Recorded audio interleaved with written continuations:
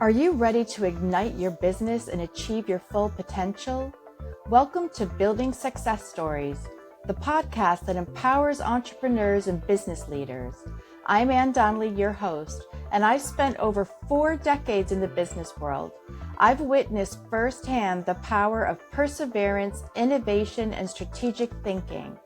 In this podcast, we'll explore the stories of successful entrepreneurs and business leaders, and we'll delve into the practical strategies and mindset shifts that can propel your business to new heights. Get ready to be inspired, motivated, and equipped with the tools you need to build a thriving business.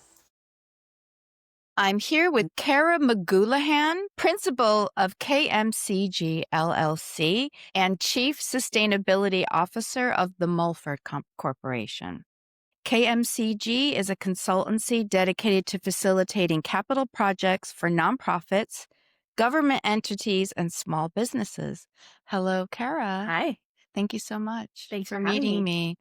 Tell me a little bit more about what KMCG does. Sure. So we are a strategic consultancy and we help nonprofits, small governments make their capital projects happen. So the idea behind what we do is so that nonprofits and small governments don't have to put aside their day jobs to learn all about construction when they want to do a capital project. So if they want to build a building, if they want to do a renovation, if they want to do an addition to their current building, we help facilitate that process so that they can focus on their programming and their mission, and they can leave the construction process to us.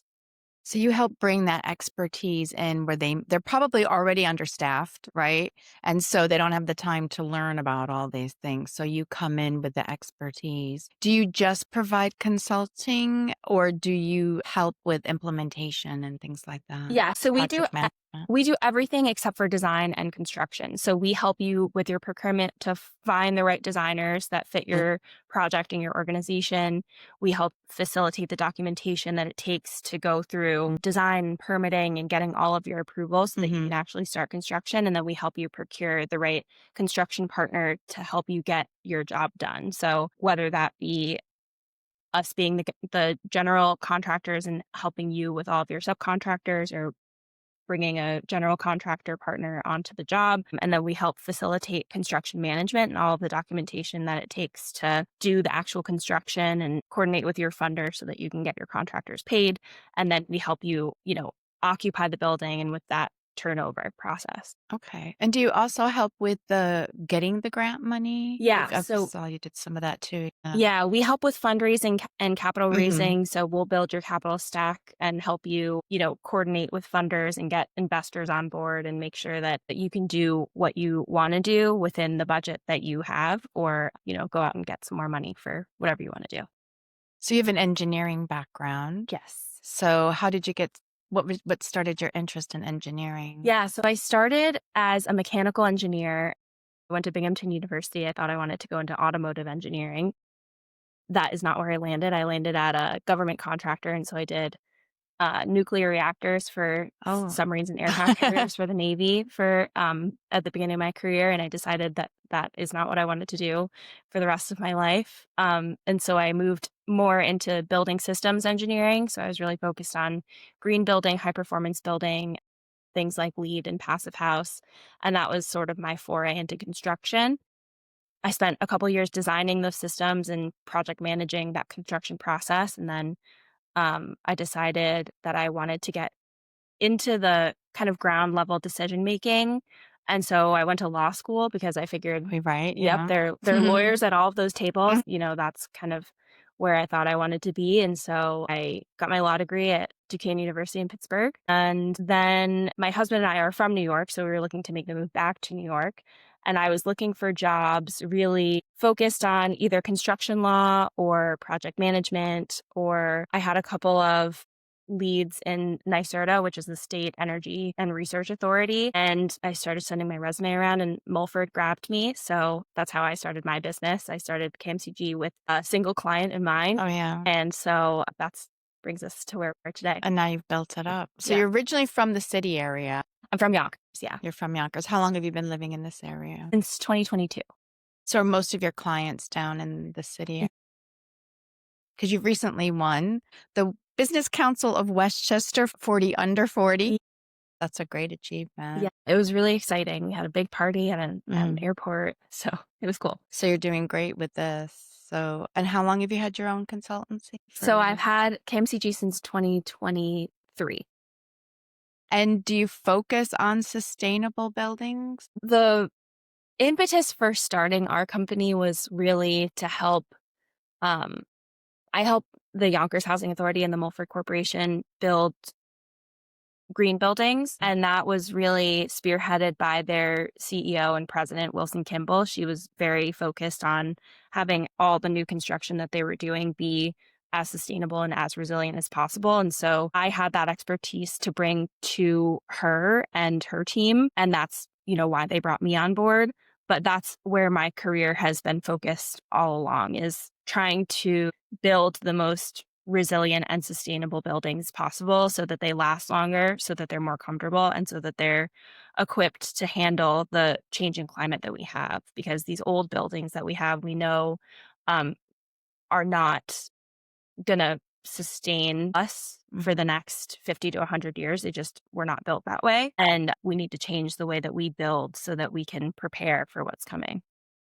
That's exciting. You Yeah. also speak. I saw you spoke at a conference earlier this year. Do you do that much? Yes. We do a lot of conferences, mostly to showcase the projects that we're working on, which are, cutting edge in terms of where construction and affordable housing is going.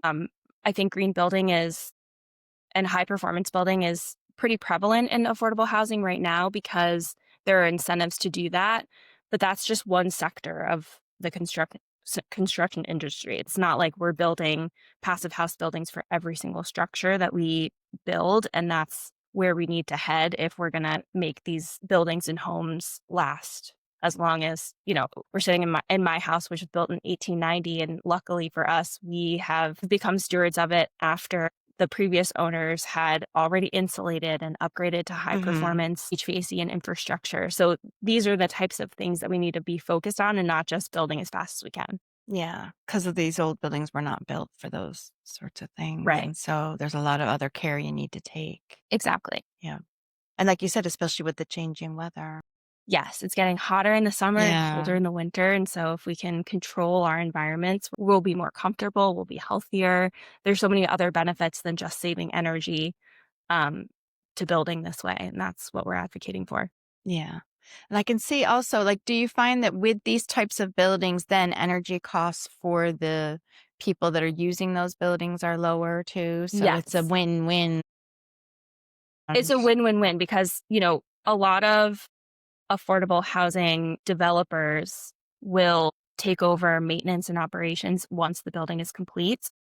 If you put in that extra investment at the front end, you'll pay less in electricity costs at the back end and utility costs at the back end, and your tenants will be more comfortable and less susceptible to these Mhm. extreme weather events. We have, rising utilities. We had a 30% increase year over year for the past 3 years downstate. And it's really affecting the way that these buildings perform, you know, economically. They just can't sustain those rising bills between rising utility costs and rising insurance costs. It's kind of astronomical. And we can't raise the rents to keep Yeah. up with that. So you've done a lot of work with the affordable housing. Yeah. What other types of organizations have you worked with? So mainly I'm in affordable housing right now. We're trying to get into the nonprofit space. We're talking to a couple clients downstate that run community centers, like think of like YMCAs or Yeah. PALs. All of these community centric places that are open to the public that help foster community and build strong cities like Glens Falls, like Yonkers, they need capital improvements that, if we're going to be open to the public, we want them to continue to be a public amenity, but it's not like we can, charge a ton of money to help fundraise for those capital projects. Yeah, that's always the hard balance, I think. And a lot of nonprofits are struggling, particularly at this time right now. Hopefully that will ease up Hope in so. time. And if you have knowledge of funding sources, that's a good plus for them bringing you in. Yes, definitely. But yeah, I understand that it is hard sometimes when you're working with a nonprofit to charge what you really feel your value is because you feel for them and Yeah. they need the help. Yeah, definitely. Luckily, there is a lot of public funding that can help, usher them along the way. But the nonprofit space is so mission driven, and the people that work at these nonprofits are so engaged in their mission and their work day to day that once you throw a capital project into the mix, it's like there are not enough hours in the Yeah, day. I can imagine. Yeah, Yeah, especially a building project right. because that just takes over your whole life. It takes over your whole life. And a lot of the, professional consultants that will help you that you need to complete these capital projects, they speak a totally different language. It's Yeah. very difficult for somebody who's never spoken to an architect or an engineer before to look at architectural and engineering drawings and really understand what they say. And that's what our value add is Yeah, to absolutely. kind of translate this is what this means for the building. You're going to walk in here and, you can walk through the floor plans with them and tell them all of the things that are really difficult to get out of an architectural drawing itself. Yeah. I mean, it's a smart business strategy to focus on a niche like you have. Yeah. But do you consider taking on other projects? I have not thus far. 'Cause people are always looking for good project managers for building projects. Yeah. Because like you said, you need someone that's like a buffer between you and the other people that you don't know what they're doing. And it's a lot of money. Yeah. So we specialize in really being the owner's representative for these smaller or Yeah. nonprofit Yeah. partners because, owners reps exists everywhere in the for-profit Yeah. and the nonprofit industry. But I think the for-profit industry, they've kind of got it nailed down Yeah. in their processes. Yeah. Like they'll either work for the Mhm. contractor and they'll have a liaison between the owner and the contractor, and that's how they'll do their business. And I think that's kind of missing in the nonprofit space right now. So I did a little bit of research and I found out that you have been interested in charitable causes from a young age. So I saw an article where when you were 16, you raised money to help build a school in Ghana Yes. and you ended up going out there. So have you just always had a passion for helping and providing support for those less fortunate? Yeah, I mean, I think when my mom was a prisoner's rights lawyer. Well, that's very exciting. Yeah, so we've always kind of been rooted in this, like, if you're Mhm. gonna spend your life and dedicate your career to doing something, you have to, be proud of that at the end of the day and, Mhm.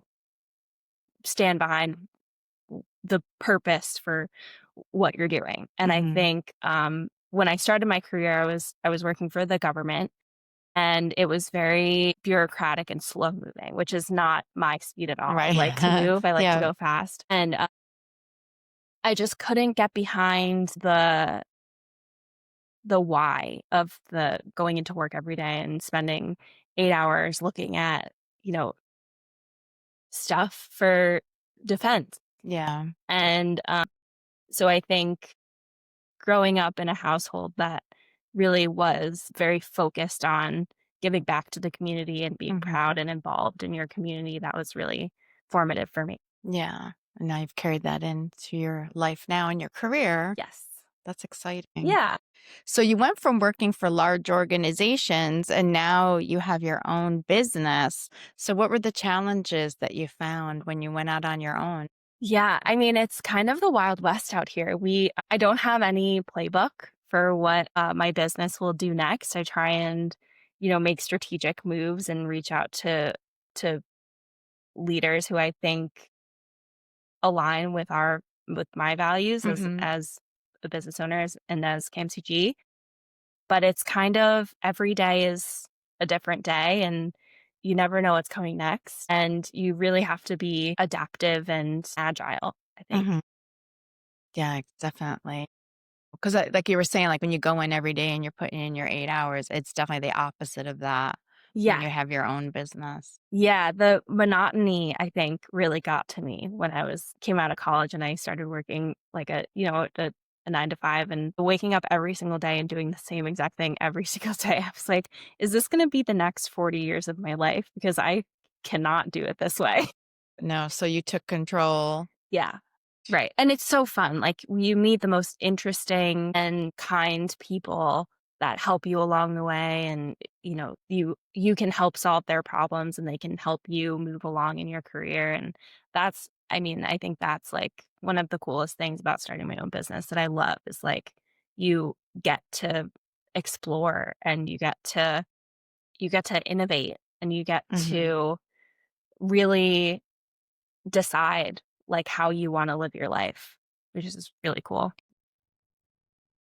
I want to thank Cara so much for spending the time with me to talk about her consulting business and her work with sustainable buildings. But I also want to give a shout out to her other project, which is coming to downtown's Glens Falls in January.